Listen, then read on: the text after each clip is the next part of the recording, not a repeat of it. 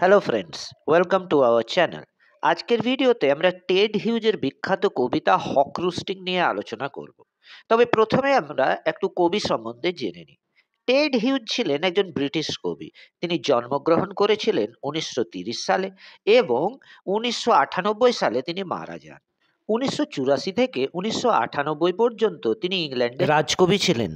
তার কবিতায় প্রকৃতি, প্রাণী এবং মানুষের অন্ধকার দিক উঠে আসে। হক রুস্টিং কবিতাটি তারই প্রকৃষ্ট উদাহরণ। হক রুস্টিং কবিতাটি 1960 সালে প্রকাশিত হয়েছিল। এটি একটি ড্রামাটিক মনোলগ। ড্রামাটিক মনোলগ হলো এমন একটি কবিতার গঠন যেখানে একজন বক্তা থাকে এবং একজন শ্রোতা থাকে। হক রুস্টিং কবিতায় বক্তা হচ্ছে হক নিজেই। এই কবিতাটি কোনো প্রথাগত গঠন বা রাইম স্কিম মেনে চলে না। এটি একটি ফ্রি ভার্স বা মুক্ত ছন্দের কবিতা। এই কবিতাটি 6টি স্ট্যান্সায় বিভক্ত এবং প্রত্যেকটি স্ট্যান্সায় 4টি করে লাইন আছে। এবার তাহলে কবিতাটি শুরু করা যাক। I sit in the top of the wood, my eyes closed. In action, no falsifying dream between my hooked head and my hooked feet, or in sleep rehearse perfect kills and eat. বাজ পাখিটি বনের সবচেয়ে উঁচু ডালে স্থির হয়ে বসে আছে। সে চোখ বন্ধ করে থাকলেও তার মন নিষ্ক্রিয় নয়। সে ঘুমালেও তার বাঁকা মাথা ও বাঁকা পায়ের মাঝে কোনো দুর্বলতা বা মিথ্যার স্বপ্ন নেই, বরং ঘুমেও সে নিখুঁত শিকার ও ভোজন অনুশীলন করে। The convenience of the high trees, the air's buoyancy, and the sun's ray are of advantage to me, and the earth's face upward for my inspection.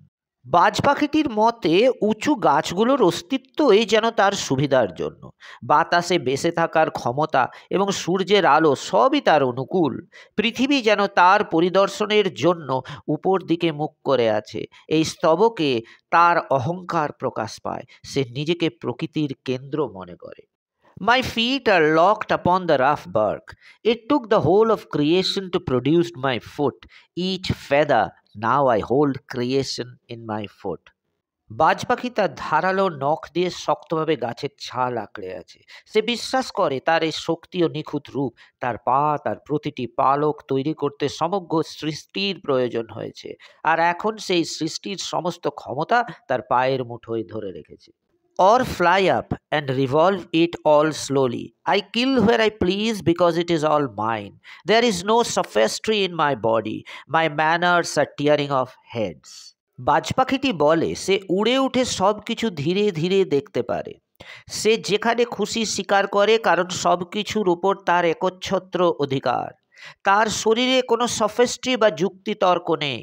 তার একমাত্র আচরণ হলো মাথা ছিঁড়ে নেওয়া, যা তার নির্ভেজাল হিংস্রতা ও ক্ষমতাকে তুলে ধরে। The allotment of death for the one path of my flight is direct up through the bones of the living. No arguments assert my right. মৃত্যু যেন তার নিজের তৈরি করা একটি বরাদ্দ। তার উড়ানের পথটি খুবই সরল ও সরাসরি, যা জীবন্ত প্রাণীদের হাড়ের মধ্যে দিয়ে যায়, অর্থাৎ জীবন ছিনিয়ে নেয়। তার এই অধিকারকে প্রমাণ করার জন্য কোনো যুক্তির প্রয়োজন নেই। ক্ষমতা নিজেই তার অধিকার। The sun is behind me. Nothing has changed since I began. My eye has permitted no change. I am going to keep things like this. সূর্য তার পিছনে, অর্থাৎ সূর্যও তার বশবর্তী। সে শুরু করার পর থেকে প্রকৃতিতে বা তার ক্ষমতায় কোনো পরিবর্তন আসেনি। তার তীক্ষ্ণ চোখ কোনো পরিবর্তনকে হতেই দেয়নি। তাই সে সিদ্ধান্ত নিয়েছে সে সব কিছু একভাবেই রাখবে। এটি বাজ পাখির চিরন্তন এবং অপরিবর্তনীয় ক্ষমতার চূড়ান্ত ঘোষণা। সংক্ষেপে এই কবিতাটি শুধুমাত্র একটি বাজ পাখিকে নিয়ে নয়। বাজ পাখি এখানে এক স্বৈর শাসক, ক্ষমতা বা প্রকৃতির হিংস্র দিকটির প্রতীক। টেড হিউজ দেখিয়েছেন যে ক্ষমতাই চূড়ান্ত সত্য এবং এটি কোনো নৈতিকতা বা যুক্তির তোয়াক্কা করে না। আজ এই পর্যন্ত। পরের ভিডিওতে আবার দেখা হবে।